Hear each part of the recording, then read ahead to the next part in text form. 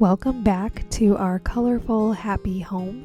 This week, I'm going to show you guys how I reset our house after I've been out sick and a couple other fun projects we have going on in our house.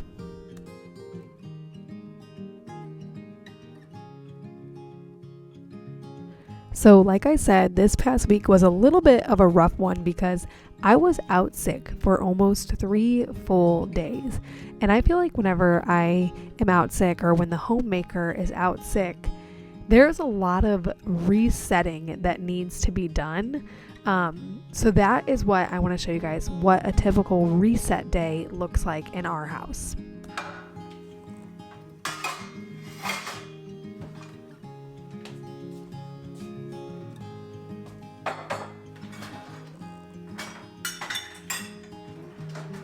The very first thing I wanted to do was get the kitchen clean. I had almost entirely neglected doing dishes while I was sick, and so they were really starting to pile up, and the kitchen was kind of a mess along with a lot of other areas in the house. And so I wanted to get a fresh start in the kitchen, run the dishwasher, get everything put away so that the kitchen could at least be clean.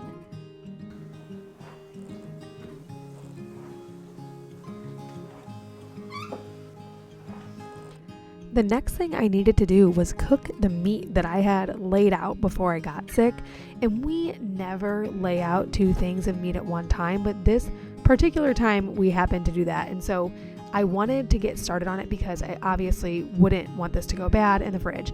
So the very first cut of meat that we needed to make was a huge chuck roast, and I wanted to make this into a stew. And so I started by just trimming the fat and then putting it in about 1 to 2 inch chunks. And once the meat was cut up, I started gathering all the other ingredients for the stew. Now, I was technically following a recipe for this stew. Granted, I follow all recipes very, very loosely.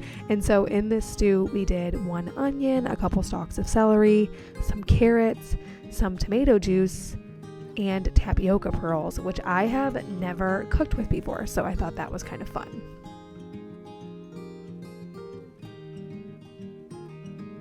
And if you are not new to this channel, you could have guessed that I was going to make it in my Instant Pot. I swear we make everything in the Instant Pot. It's just the easiest way for me. I really, really like using it. So if it's technically wrong, don't tell me because I love that thing. So basically, as with all Instant Pot recipes, you just cut up all of your ingredients and add them all to the pot at the same time.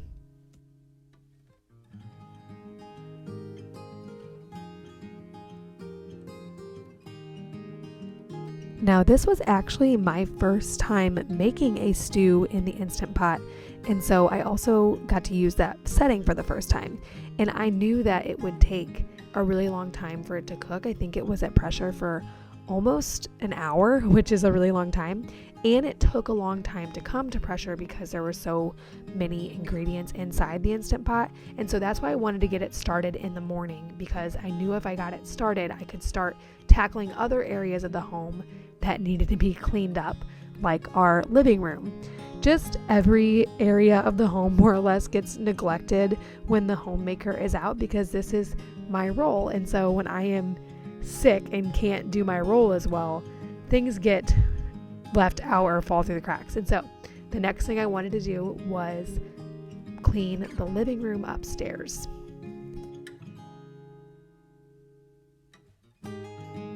The stew ended up being incredible, and we got to eat it for several meals. And so I will definitely be making more stews out of chuck roast in the future.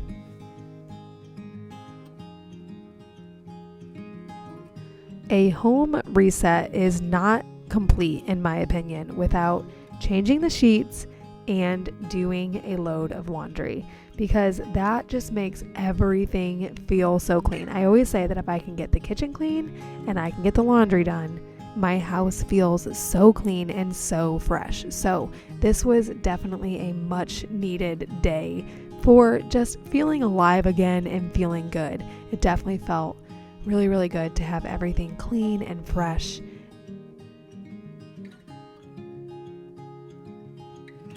in the evening, I needed to tackle the other cut of meat that I had laid out whenever I was feeling more optimistic about the week, which was a pork shoulder roast.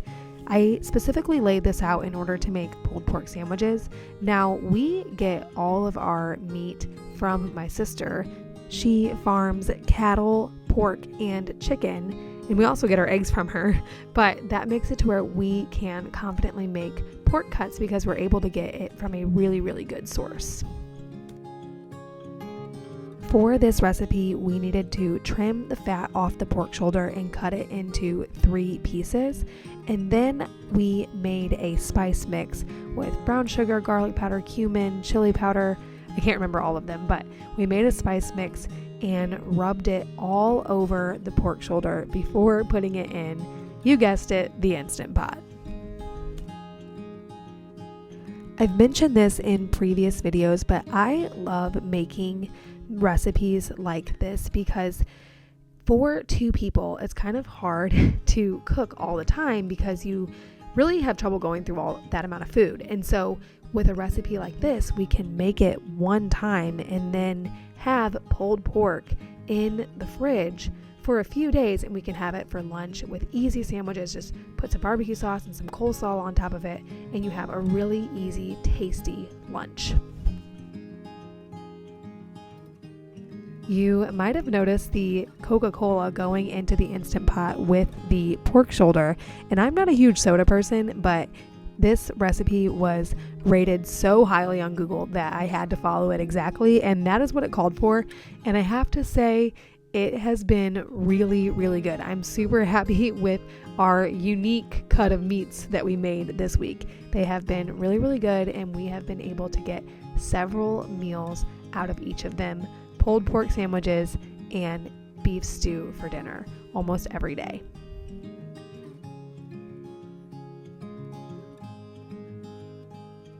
Later on in the week, I perked up and was feeling really good, just back to normal.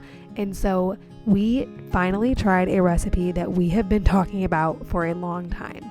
We have a local pizza place that is so good, and they have a fig jam and prosciutto pizza on their menu. And ever since we had it for our last date night, we have been dying to recreate it on the uni. So of course I got the pizza dough going in the morning. This particular morning I used instant yeast because I was not on my game enough to use sourdough. I love the King Arthur pizza dough for the instant yeast, and this time I remembered to add enough water, and so the dough ended up being such a lovely consistency. I think it was the easiest dough we've ever worked with. It rose up really easily and was just so easy to roll out and even just divide. And so I'm really, really happy with how the dough turned out. When I pull dough out of the fridge, I always divide it into however many pizzas we are making that night. This night it was 2. And then I cover it with a damp tea towel and let it rise and kind of just warm up a little bit so that it's easier to work with when it's time to roll out. During this time, my husband usually goes out and lights the oven, and I start prepping the ingredients for the pizza. Now, one thing about this particular pizza that is awesome, and I talk about this a lot on this channel, is that it stands really well on its own without cheese. So I can't have dairy, and the cheese of choice on this pizza is blue cheese. And even when not necessarily when I could have dairy, but before I realized I couldn't have dairy, I didn't love blue cheese anyways, and so this pizza is really, really good even without the cheese at all, which is a huge win in our house. So this was amazing, and we definitely will be making this pizza again.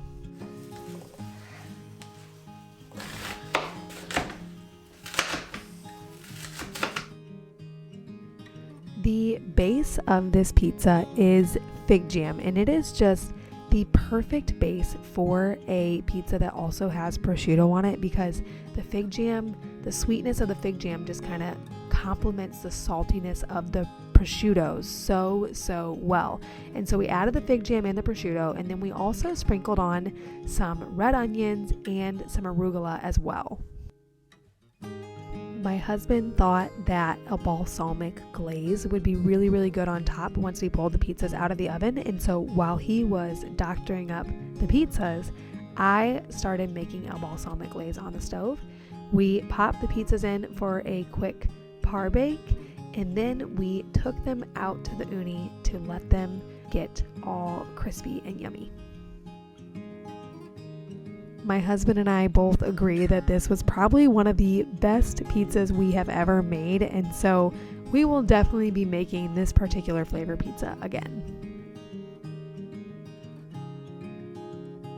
In project world around our house, I have been slowly working on getting my sewing room all put together, painted, decorated, organized, and this week I really needed to work on the most glaringly obvious project, which was a curtain for the closet door.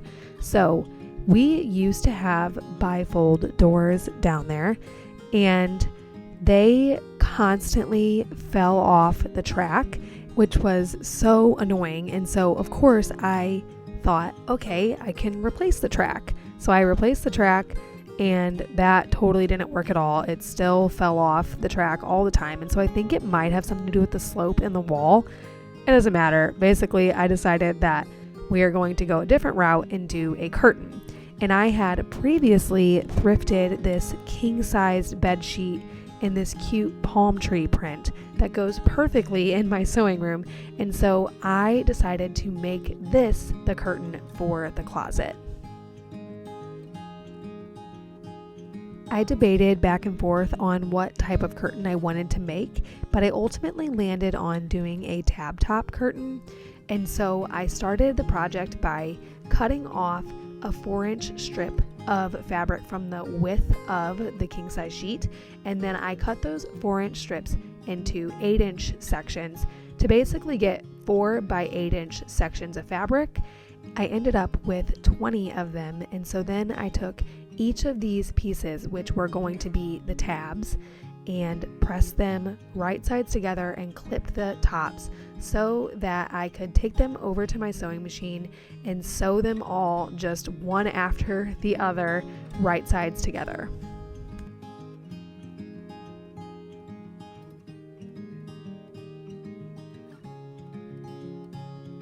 Once I completed sewing them, I turned each of the tubes out. I actually use a chopstick to do this, which I know is not a conventional sewing tool, but I find it works really, really well for the shorter, fatter tubes to turn them out. And then I press the seam to the center so the design could be really pretty on the front of the tab, folded them over exact way that they would need to be before I sewed them, and got them all pressed and ready to be added back into my fabric. When it came to hemming the curtain to length, the bottom of the curtain panel already had a finished seam from being the bottom of the sheet, and so I actually hemmed it from the top, which I was a little bit nervous about, but it worked out totally fine. And once I did that, I just laid the full width of the sheet over on my floor and spaced out the tabs as evenly as I could. I did not worry about getting them perfect, and so I am certain they are not perfect, but I figured when they were hanging up in the closet, you would not be able to tell. And so I got all the tabs pinned onto the curtain where I wanted them and took it over to my machine and sewed it down. And then I actually didn't even use any pins to flip the tabs back up. I just took it over to my machine and flipped them up as I was going to get the tabs all back in place and flipped up. And that was really it. After that, the curtain was done and it was ready to be put on the tension rod and back in the sewing room.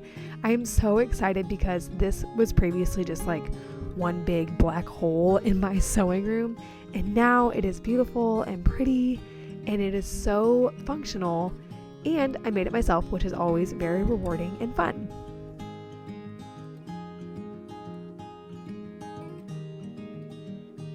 Thank you so much for trying new recipes and making things with me this week. I will see you guys next time.